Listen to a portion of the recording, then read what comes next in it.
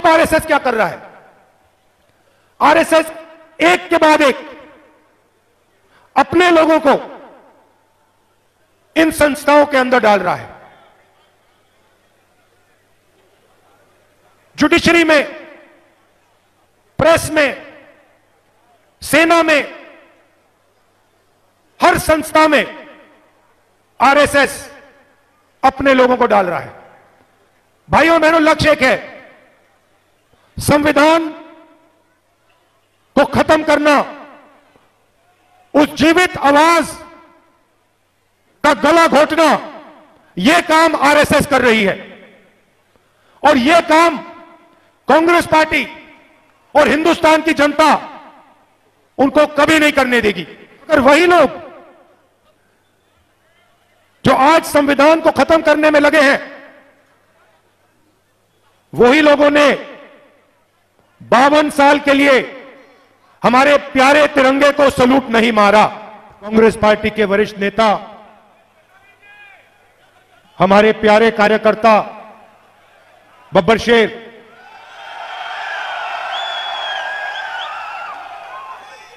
और किसी पार्टी के कार्यकर्ता 3500 किलोमीटर नहीं चल सकते। भाइयों और बहनों, मध्य प्रदेश के युवाओं, किसानों और प्रेस के हमारे मित्रों, आप सबका यहां बहुत बहुत स्वागत, नमस्कार।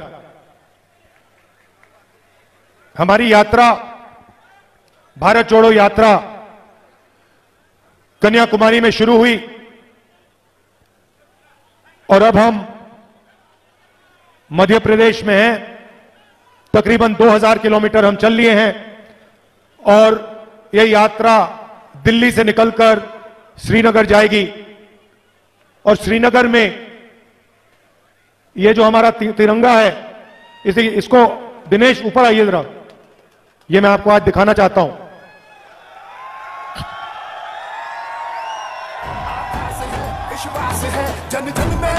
ये जो हमारा तिरंगा है, इसको हम श्रीनगर में लहराएंगे।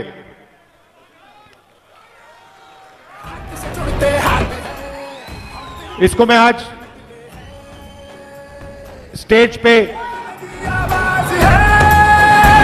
बोलो साथ हमारे कौन चलेगा, बोलो साथ हमारे कौन चलेगा। अब आपको ये तिरंगा दिखाने का एक कारण है।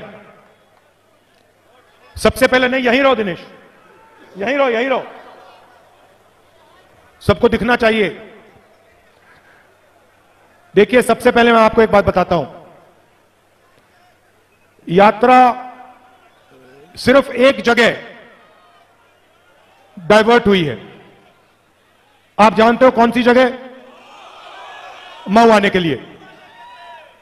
क्यों? क्योंकि मैं आपको यहां आज यह भाषण देना चाहता था। यह अंबेडकर जी की जमीन है, संविधान की जमीन है और तिरंगे की जमीन है। ये जो तिरंगा है जिसको हम श्रीनगर ले जा रहे हैं, ये एक चिन्ह है और संविधान के बिना इस तिरंगे का कोई मतलब नहीं है। अगर इसमें शक्ति है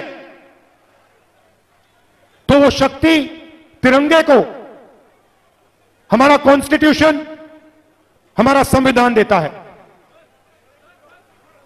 अब एक बात मैं आपको कहना चाहता हूं और इसको आप अच्छी तरह सुनिए। हिंदुस्तान में एक संगठन है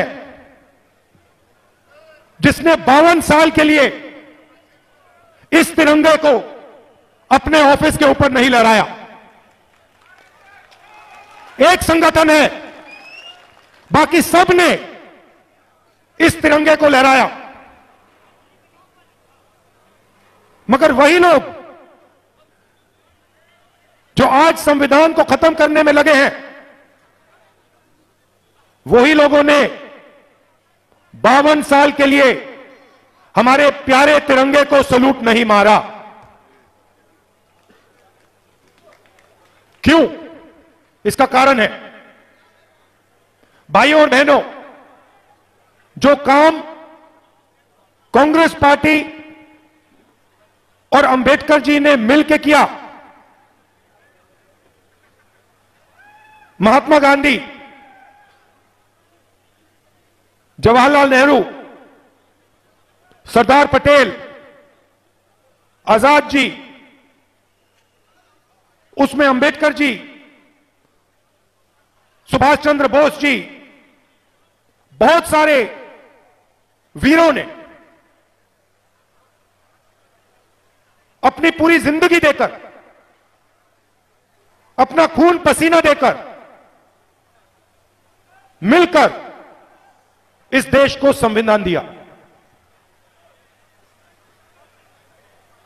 यह छोटा काम नहीं था। हिंदुस्तान के इतिहास में, 3000 साल के इतिहास में, 5000 साल के इतिहास में पहली बार हिंदुस्तान के हर नागरिक को एक जैसा अधिकार मिला। कॉन्स्टिट्यूशन ने दिया और उसका चिन्ह यह हमारा प्यारा तिरंगा है। अब कॉन्स्टिट्यूशन में से, कॉन्स्टिट्यूशन का यह चिन्ह है और आरएसएस के लोग हैं, बीजेपी के लोग हैं, वो संविधान को सामने से नहीं खत्म कर सकते हैं। इतना दम उनमें नहीं है, क्योंकि जिस दिन उन्होंने सामने से यह काम करने की कोशिश कर दी, उस दिन उनको हिंदुस्तान की आवाज एक सेकंड में रोक देगी। तो यह काम सामने से नहीं करते हैं, यह काम छुप के किया जाता है। जो हमारा संविधान है वो सिर्फ एक किताब नहीं है, वो एक शक्ति है, एक जीवित शक्ति है, वो एक सोच है और वो एक आवाज है। उस आवाज को, उस शक्ति को और उस सोच को आरएसएस मिटाना चाहते हैं। कैसे कर रहे हैं मैं आपको बताता हूं। मैंने आपको कहा संविधान का यह चिन्ह है। संविधान देश की नींव है, फाउंडेशन है, और उस नींव में से अलग अलग संस्थाएं निकलती हैं। लोकसभा, राज्यसभा और विधानसभा। Judiciary, bureaucracy. मैंने आपको शुरुआत में कहा था, प्रेस के हमारे मित्र, ये भी, इनका अधिकार भी इनको संविधान देता है। हमारे बारे में लिखते नहीं है, यात्रा के बारे में कुछ नहीं बोलेंगे, एक शब्द नहीं बोलेंगे, जैसे यात्रा हो ही नहीं रही है, लाखों लोग बाहर आ ही नहीं रहे। तो हो क्या रहा है? हो क्या रहा है? ये अलग अलग संस्थाएं जो हैं, ये आपकी पूंजी है, ये आपको मुफ्त में नहीं मिली, ये खून पसीने से आपको मिली है। किसने दी? अंबेडकर जी ने दी, महात्मा गांधी जी ने दी, जवाहरलाल नेहरू जी ने दी, मगर उन्होंने अकेले नहीं दी। उनके साथ लाखों लोग खड़े हुए, करोड़ों लोग खड़े हुए, और उन्होंने ये मिलकर इस देश को पूंजी दी है। अब आरएसएस क्या कर रहा है? आरएसएस एक के बाद एक अपने लोगों को इन संस्थाओं के अंदर डाल रहा है।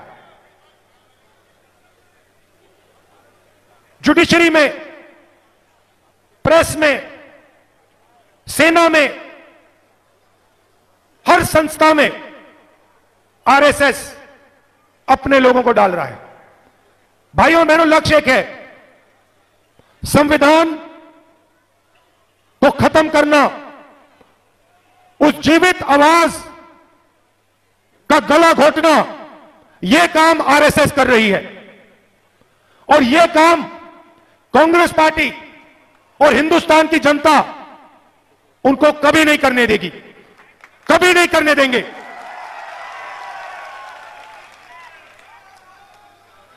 भारत जोड़ो यात्रा का लक्ष्य हिंदुस्तान को जोड़ने का है। आप देखिए, यह भाईचारे का देश है, मोहब्बत का देश, एकता का देश है। बीजेपी ने, आरएसएस ने इस देश में हिंसा, नफरत और डर फैला रखा है। आप इनकी पॉलिसीज देखिए और हमारी पॉलिसीज देखिए। हमारी पॉलिसी मनरेगा, भोजन का अधिकार, जमीनी अधिकरण बिल, आदिवासी बिल, पैसा, ये सब के सब गरीबों को मदद करने के और देश में भाईचारा और शांति लाने के प्रोग्राम है। कमजोर लोगों की मदद करने के प्रोग्राम है। अब आप बीजेपी के प्रोग्राम देखिए और मैं आपसे पूछता हूं, इस भीड़ में कोई एक व्यक्ति है जिसको नोटबंदी से फायदा हुआ होगा? एक है यहां पे, एक यहां पे व्यक्ति है जिसको जीएसटी 5 अलग अलग टैक्स से फायदा हुआ होगा?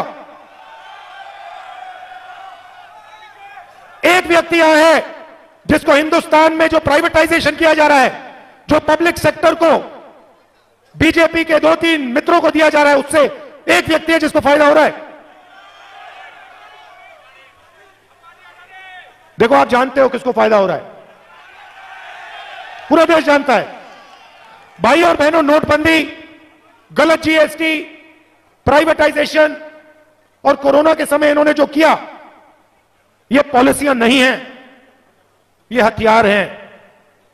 ये हिंदुस्तान के गरीब लोगों को बेरोजगार बनाने के, डराने के हथियार हैं। आप किसी भी छोटे दुकानदार से पूछ लो, किसी से पूछ लो, कोई भी स्मॉल और मीडियम बिजनेस चलाता हो उससे पूछ लो। आज मैं डेलीगेशन से मिला, मैंने पूछा नोटबंदी और जीएसटी से आपको क्या हुआ? उन्होंने मुझे बताया। और किसी भी दुकानदार से पूछ लो, खत्म कर दिया है। हमारे व्यापार को नरेंद्र मोदी जी ने और बीजेपी ने खत्म कर दिया है।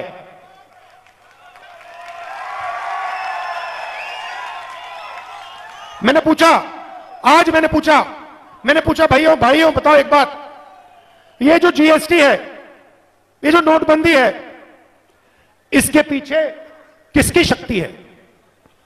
मैंने पूछा, क्या हिंदुस्तान में जो लाखों छोटे व्यापारी हैं, किसान हैं, मजदूर हैं, बेरोजगार युवा हैं, क्या इनकी शक्ति जीएसटी और नोटबंदी के पीछे है? कहते नहीं। मैंने कहा, किसकी शक्ति नोटबंदी के पीछे है? कहते हैं हिंदुस्तान के 3-4 सबसे बड़े अरबपतियों की शक्ति जीएसटी, नोटबंदी और कोविड के समय जो हुआ उसके पीछे है। भाइयों और बहनों, बात पहचानिए, आपको भूखा मारा जा रहा है, भूखा मारा जा रहा है। इन सड़कों पे हजारों युवाओं से मैंने बात की है, हजारों से। आपने फोटो देखी होगी, देखिए ना। सीधा मैं सवाल पूछता हूं, क्या पढ़े हो? 5 जवाब मिलते हैं। इंजीनियरिंग, मेडिकल, आईएएस, या फिर मैं सेना में जाना चाहता हूं, पुलिस में जाना चाहता हूं, या फिर मैं सॉफ्टवेयर इंजीनियरिंग करना चाहता हूं। ये 5-6 चीजें युवा कहते। फिर मैं पूछता हूं, भैया एक बात बताओ, आप डॉक्टर बनना चाहते हो, माता पिता ने आपकी शिक्षा के लिए कितने रुपए दिए? मैं अरबपतियों से नहीं पूछ रहा हूं, मैं किसान के बच्चों से, छोटे दुकानदार के बेटों से, बेटियों से, कभी कभी जो मजदूरी करते हैं उनके बच्चों से पूछ रहा हूं। कहते हैं लाखों रुपए, हजारों रुपए हमने शिक्षा के लिए दिए, इंजीनियर बनने के लिए दिए। अच्छा भैया, आपके माता पिता ने लाखों रुपए दिए, आज क्या करते हो? क्या करते हैं? मजदूरी करते हैं। हिंदुस्तान, नरेंद्र मोदी जी के हिंदुस्तान में इंजीनियरिंग पढ़ो, मजदूर बनो, एमबीबीएस करो, मजदूर बनो, सॉफ्टवेयर इंजीनियरिंग सीखो, मजदूर बनो,